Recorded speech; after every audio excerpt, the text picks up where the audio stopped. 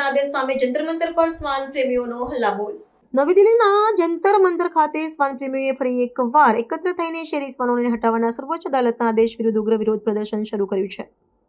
સર્વોચ્ચ અદાલતે તાજેતરમાં જાહેર સુરક્ષાને ધ્યાનમાં રાખીને રખડતા શ્વાનોને ચોક્કસ વિસ્તારોમાંથી દૂર કરવાના આપેલા નિર્દેશ બાદ પશુ પ્રેમીઓને વિવિધ સ્વૈચ્છિક સંસ્થાઓમાં ભારે રોષ જોવા મળી રહ્યો છે।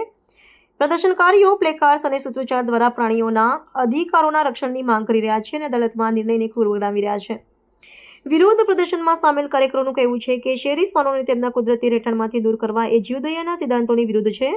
પશુ પ્રેમીઓના મતે સમસ્યાનો ઉકેલ શ્વાનોને હટાવવામાં નહીં પરંતુ તેમના રસીકરણ અને નસબંધી કાર્યક્રમને વધુ અસરકારક બનાવવામાં રહેલો છે। પ્રદર્શનકારીઓએ આક્ષેપ કર્યો છે કે વહીવટીતંત્ર અદાલતી આદેશની આડમાં અમાનવીય રીતે શ્વાનોને પકડી રહ્યું છે, જેના કારણે અનેક નિર્દોષ પ્રાણીઓના જીવ જોખમમાં મુકાયા છે। સોશિયલ મીડિયા પર પણ આ મામલે મોટી ઝુંબેશ ચલાવવામાં આવી રહી છે, જેમાં દેશભરના પશુ અધિકારીવાદીઓ જોડાઈ રહ્યા છે।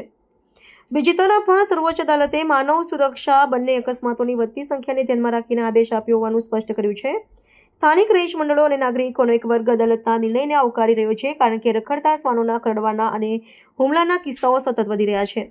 આ પરિસ્થિતિમાં હવે પ્રાણીઓના અધિકારો અને માનવ સુરક્ષા વચ્ચેના સંઘર્ષનો નવો વળાંક લીધો છે। જંતર મંતર પર ચાલી રહેલા આંદોલનો જોતા દિલ્હી પોલીસે ચુસ્ત બંદોબસ્ત ગોઠવ્યો છે અને આગામી દિવસોમાં આ મામલે ન્યાયિક હસ્તક્ષેપની અપેક્ષા રાખવામાં આવી રહી છે।